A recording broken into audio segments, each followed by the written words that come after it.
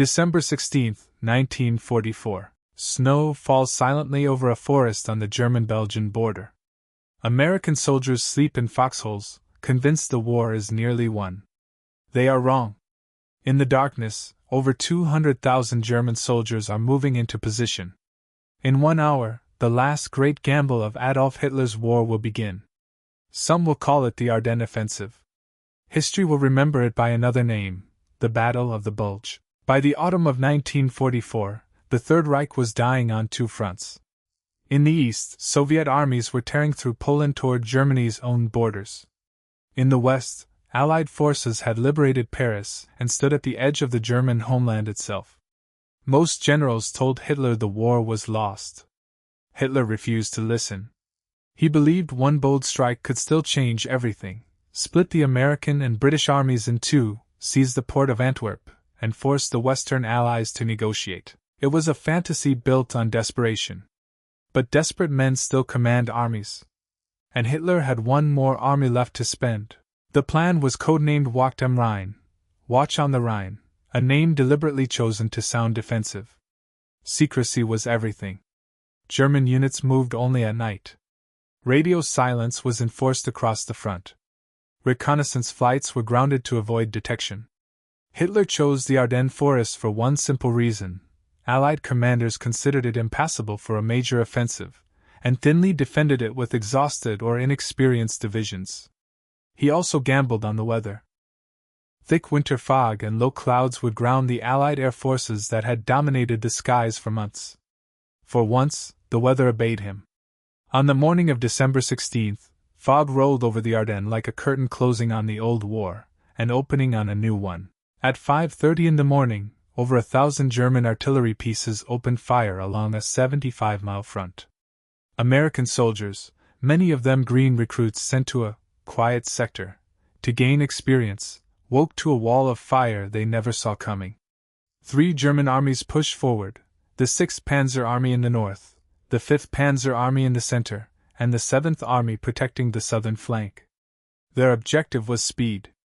Every hour of delay gave the Allies time to bring reinforcements. At first, speed is exactly what the Germans got. American lines buckled and broke in dozens of places. Entire units were surrounded before they understood what was happening. Panic spread faster than the German tanks. Rumors ran through the American rear that English-speaking German commandos in stolen American uniforms were moving behind the lines, cutting wires, misdirecting convoys, assassinating officers. The rumor was true. It was called Operation Greif, and it turned every checkpoint into a trap of suspicion, where a wrong answer about baseball could get an American soldier shot by his own side. By nightfall on the first day, a gaping hole had opened in the American front, and through it, the Germans kept coming.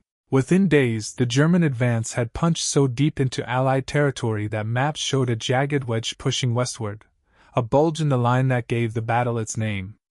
2 towns stood in the way of everything the Germans needed, road junctions where dozens of highways met in the middle of the forest. One was St. Vith. The other was Bastogne. Without these crossroads, German tanks and fuel trucks could not move. At St. Vith, American defenders held for 6 days against overwhelming odds, buying precious time before withdrawing. At Bastogne, the story would become something else entirely. The 101st Airborne Division rushed into position without winter coats, without enough ammunition, without a clear picture of how many Germans surrounded them, dug in around the town and refused to move. Within days, German forces had completely encircled Bastogne.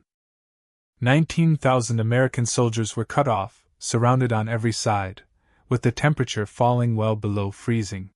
Supplies were running out. The nearest help was miles away, fighting through snow and ambushes just to get closer. And still, inside that frozen perimeter, the Americans held their ground.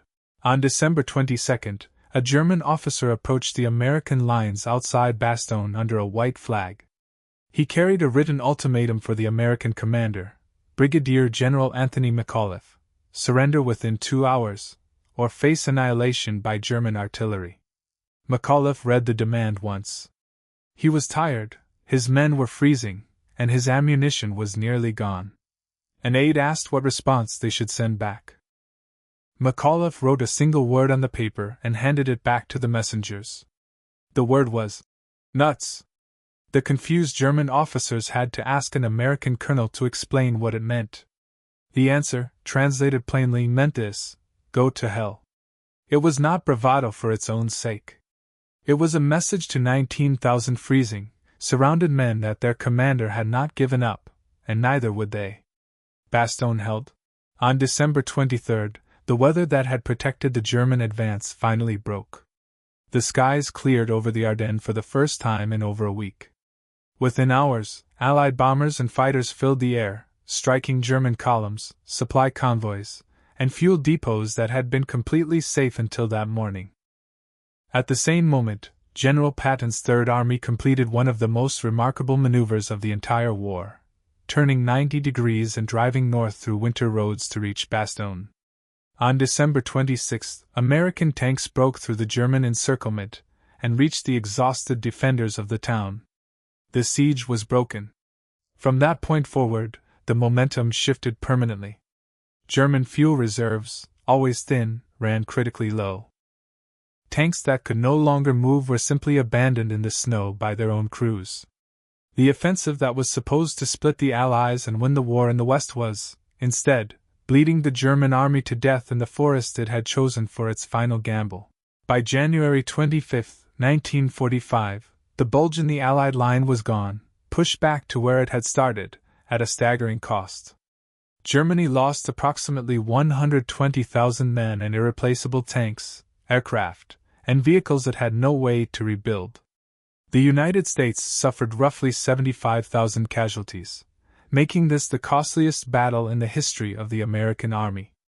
But the reserves Hitler spent in the Ardennes were reserves he would never have again. Winston Churchill would later call it, without hesitation, the greatest American battle of the war. The gamble had failed. And with its failure, the last German offensive in the West was finished, and so, in every way that mattered, was the war. 19,000 men held a frozen town surrounded on every side, and refused a demand to surrender with a single word. If stories like this belong in your history, subscribe to Written in Blood, where history bleeds through the pages. Tell me in the comments, which battle should we bleed onto the page next? Thanks for watching.